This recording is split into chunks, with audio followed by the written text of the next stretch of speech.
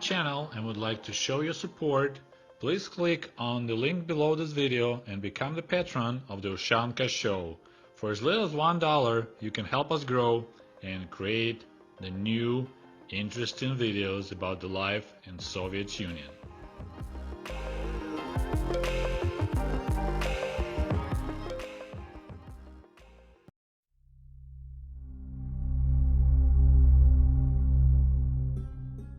Hello comrades and welcome back to the Ushanka Show. Today we return to our topic about retail in the Soviet Union, and we're gonna look at some other stores, and more specifically so-called Gastronom. That was a store that combined several departments, so that looked more like a regular American grocery store, but of course way smaller with way less selection. So besides the stores that sold only meat, only fish, in more populated areas of town, close to the center or close to some busy areas like central squares or whatever, they have so-called gastronoms. And interestingly, there was always those stores were not as a separate building. There was always taken the first floor of the regular. It could be maybe office building or even just a regular building where people live, like apartment building, but the first floor or partial or whole first floor will be taken by the gastronom store or even those small fish store, riba or milk store. So you can imagine if you lived on the second floor of that building, amount of noise will be probably unbearable because all day there's the people buying, selling stuff, walking in and out. There'll be trucks coming doing deliveries, so there will be quite a noisy neighbors on the first floor. But that was the only way I remember grocery stores in the older neighborhoods, we'll say that they were always part of the buildings, apartment buildings or office buildings. Later, in the middle of the 70s, that's when they started building separate stores. Cities were expanding. A lot of people from out of country are moving into cities like my parents did. And then when they were building new apartment complexes, they were putting separate stores. But before that, everything was on the first floor of the regular stores. So the name gastronom, I guess it came from France. It's a French word. Gastro means or Latin maybe, comes to your stomach, so whatever you put in your stomach you supposedly can buy there. We had a small gastronom close to my apartment building, and it had a small bread department, so you can buy bread there if they have bread. And then also they had a other area when they sell alcohol. That one was had a limited hours, so for example, store itself maybe opens at 8 a.m. and stays open till 6. Liquor department will be open maybe at 11. Later, when Gorbachev came to power, they pushed it even to like noon, or 2 o'clock in the afternoon. So sometimes you come to the store and there'll be like a metal gate cording off the liquor department. Then, depending on the size of the gastronom, they might have some small meat department. But honestly, I do not recall them selling fresh meat, so they don't have a butcher, but they will sell different kinds of like salamis. They call them dry kielbasas, that's the word we use, suchaya kielbasa. Then bolognas and everything, of course, won't be like a separate packages. They'll have a refrigerated display, and then you tell the seller that you would like to purchase 100 grams of this or 200 grams of that, and she'll cut it, check the weight, then using the special paper to kind of like wrap it, and then gives it to you. And of course you need to have a voiska bag with you, the maybe bag, so you can put your stuff. Then also they will have a small bacalea, so-called department. That's what they sell. A lot of canned goods, mostly different fish, canned fish, and maybe there'll be some smoked fish. I don't think they sell fresh fish, but there'll be frozen fish or smoked fish. and of course a lot of canned fish. There's one of the items that we had plenty, there was never a shortage. There was so-called kilka в томатном соусе. That's like a sprouts in a tomato paste, and those were abundant. I guess they were fished mostly out of Black Sea and some of it out of Baltic Sea, and those were pretty affordable, 14 kopecks for a can of kilka, of that sprouts, and in tomato sauce. Now smoked sprouts in oil were really popular and hard to get. And I remember, that would be the thing, a treat to find if you have a birthday party. You make those smoked sprout sandwiches. You toast the bread, and then you put a piece of fish on the top of it, and it was like this sprout sandwich. So it was really delicious. Now I can't eat sprouts. I think they're disgusting, but that time I thought they were delicious. They also have some cheeses for sale, and again, there'll be big wheels of cheese, and you need to tell them how much they want. And if a clerk is experienced, he could slice that piece of cheese. He would already know, like if you want 100 gram, he'll cut the slice for you, and they'll be pretty close. And usually you just buy whatever the actual weight happened. Maybe it's a little bit more, a little bit less. If you want more, then they'll slice you another little slice to add it. And some people ask me on the channel, like, did people cheat the customers? Did the clerks cheat the customers with the scales? And I think it was happening, but not like really in a nasty way. Maybe, they'll have, 10% scale, a little bit turned their way. But that was not the way they earned money at that time when there was a shortage of everything. So I don't think there was a lot of cheating going on. Plus, you can get in serious troubles if you get caught. So besides sprouts in a tomato paste and other things, we had abundance.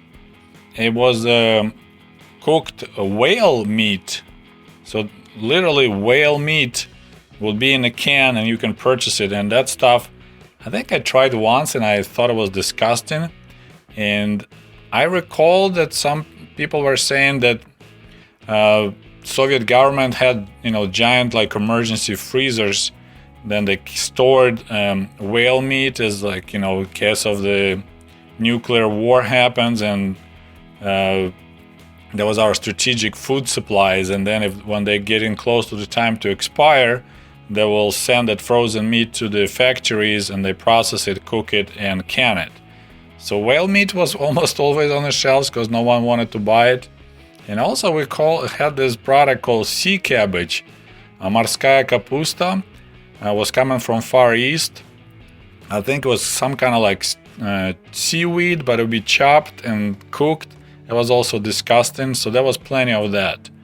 And if you look carefully at the photos of the Soviet grocery stores, at the first look, it seems like it's full of items, like plentiful. And you see those interesting pyramids built out of these cans or jars.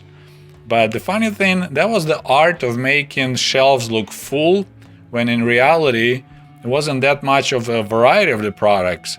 So let's analyze this photo that we're gonna show you right now. So if you look at this picture, we have 4 clerks, all dressed in white with white hats, and they stay next to the standard Soviet scale.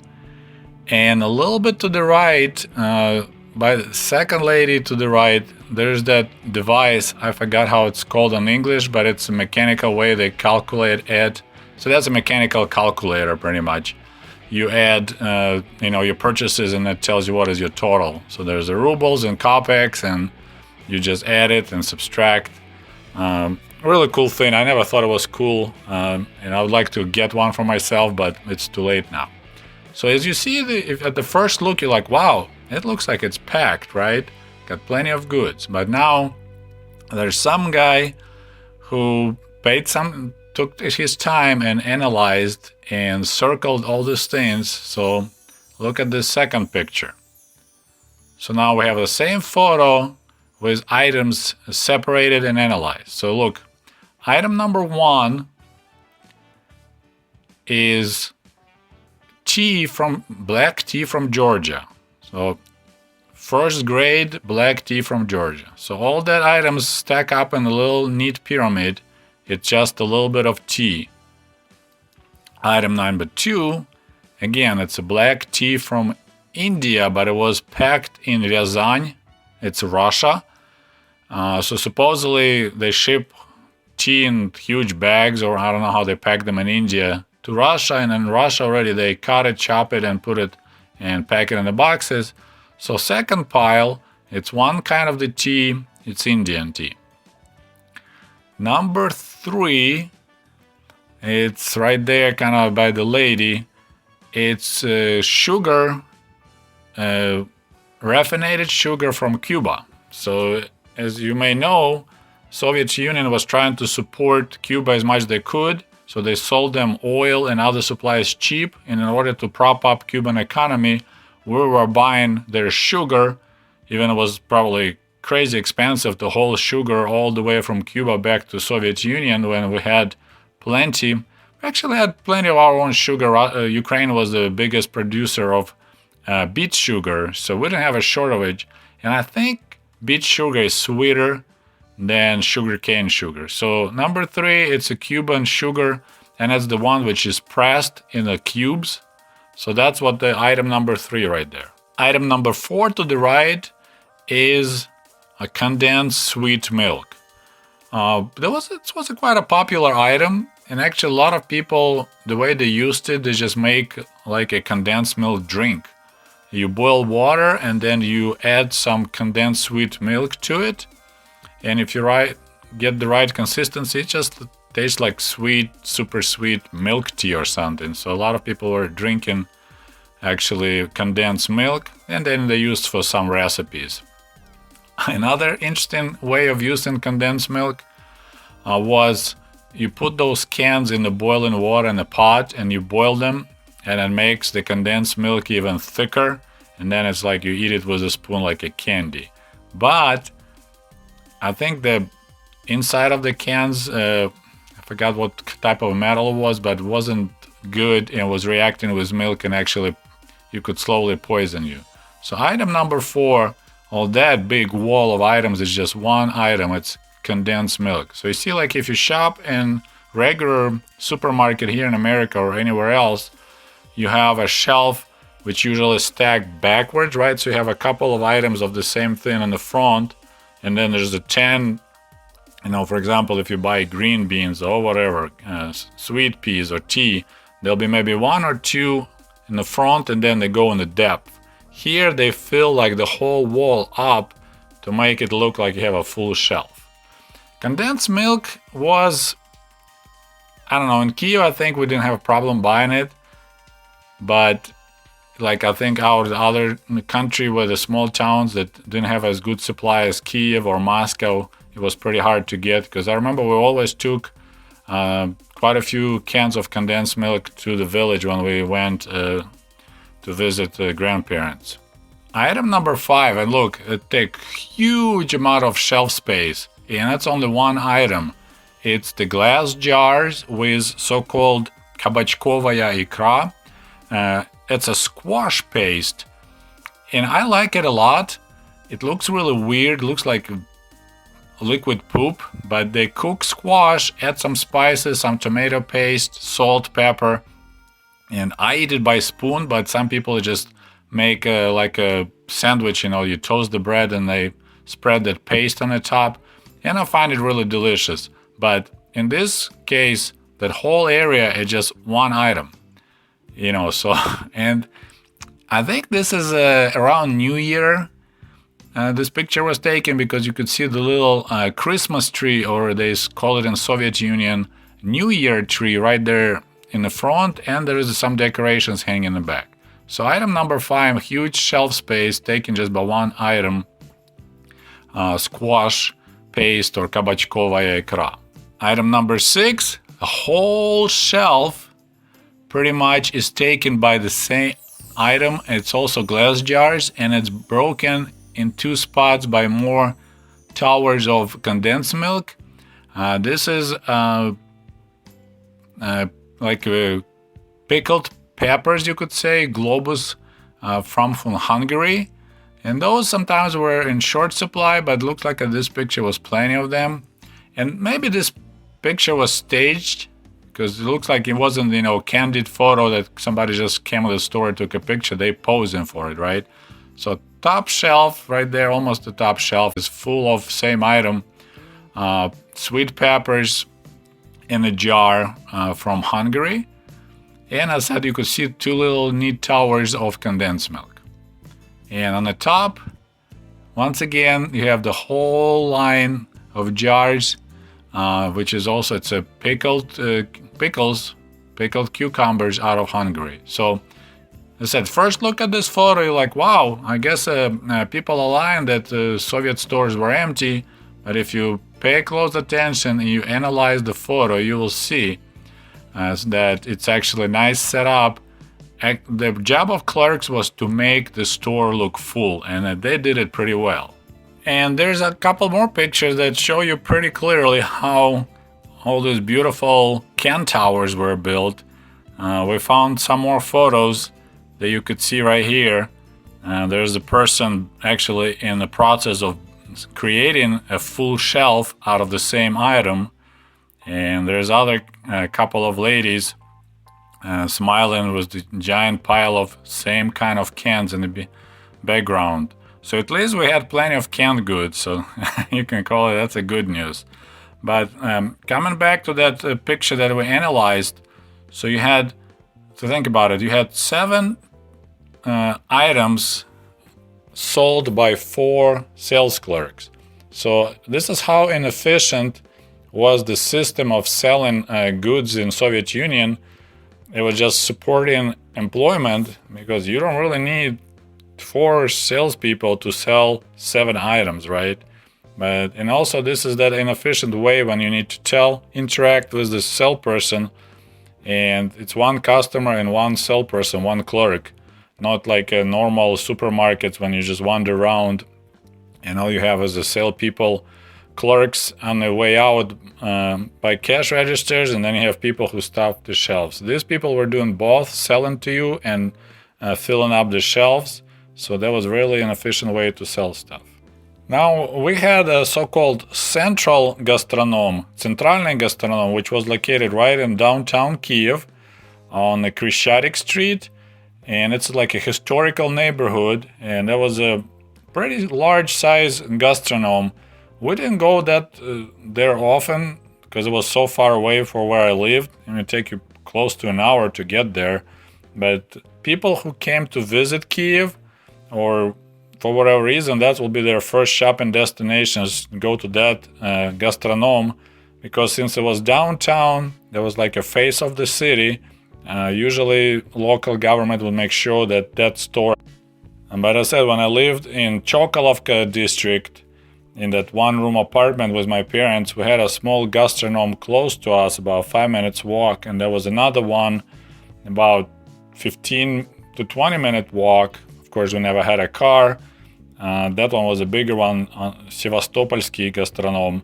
So it has a little bit bigger, I won't say selection, but it has more room to sell stuff, but it doesn't mean it had stuff. They didn't sell in Gastronoms fresh fruits or vegetables, but mostly there'll be wheels of cheese, as I said, different kielbasas, bread, alcohol, and then cereals, rice. I really like to go with my friends to our local Gastronom because by the bread department, the way the line would go, it will be people will be staying on the metal grating, and below that there'll be a little pretty deep area. I think it was done for ventilation. So if they go in their pocket to dig for some change to pay for bread, if any coins will fall out their pockets, they go through that metal grating and you can't recover it. So we'll come in with the skin, like sticks, and on the end of the stick will be a Play-Doh, and that's how we'll recover those coins, and that's the way we'll have some pocket cash to buy some bread or buy some candy. And also Gastronoms would have a department will sell different kind of candies, and it's all be usually by weight. So you buy 100 grams of that type of candy or this type of candy. And I'm planning to make a video later about different sweets that were popular in Soviet Union, but yeah, you could get those in Gastronom. And now, as a small bonus to this video, I would like to tell you a Soviet joke. And jokes were really popular, still popular in Russia and Ukraine and former Soviet Union countries. We call them anecdotes, anekdoty. And a lot of times that's how you spend time with your friends. You tell each other jokes, different anecdotes. And I'm planning also to make a separate video at that topic. But I would like just to tell you this joke because this is like how the humor about how bitter Soviet people were about this constant deficit, shortage of goods. So the joke is that government made the order to all the stores in Soviet Union, never tell people no. You're not allowed to tell we don't have this item. So, so this is how you fix things, right? Like, hey, you can't just tell customer I don't have this. So this guy walks into the store and he would like to buy, scissors, a pair of scissors. So he comes to the clerk and he's like, hi, do you have scissors for sale? And the lady look at him like, well, what kind of scissors do you like? He's like, well, I don't know, just regular scissors. Which is like, well, would you like scissors that you can cut thick items, like a big scissors, or you just want little paper scissors? He's like, well, just little paper scissors. And so lady look at him again, clerk, she cannot say no, right? Remember? So she's like, well, would you like to have it, what color of handles would you like to have, made out of wood or made out of plastic? He's like, well, I don't really care, but I guess plastic will be fine. She's like, well, what color would you prefer that plastic handles to be? He's like, well, I would like maybe blue ones, I don't know. She's like, okay, now how long do you want the tips of the scissors? So the customer started getting frustrated. Then suddenly he feels someone is tapping on his shoulder, so he turns back and there's another customer standing there looking at him. It's like, dude. Or, in Soviet Union, you don't say dude, you say comrade. Like, comrade, you're wasting your time. I came here an hour ago trying to buy some toilet paper. And guess what? I even showed her my ass. I brought my toilet from the apartment and still couldn't manage to get toilet paper. So you're wasting your time trying to buy scissors. So there's a Soviet joke for you. I hope you enjoyed it, and I hope you like this show. And as always, don't forget to share this video with your friends, put likes, and support this channel if you want through patreon.com. Thank you very much. До свидания. Goodbye.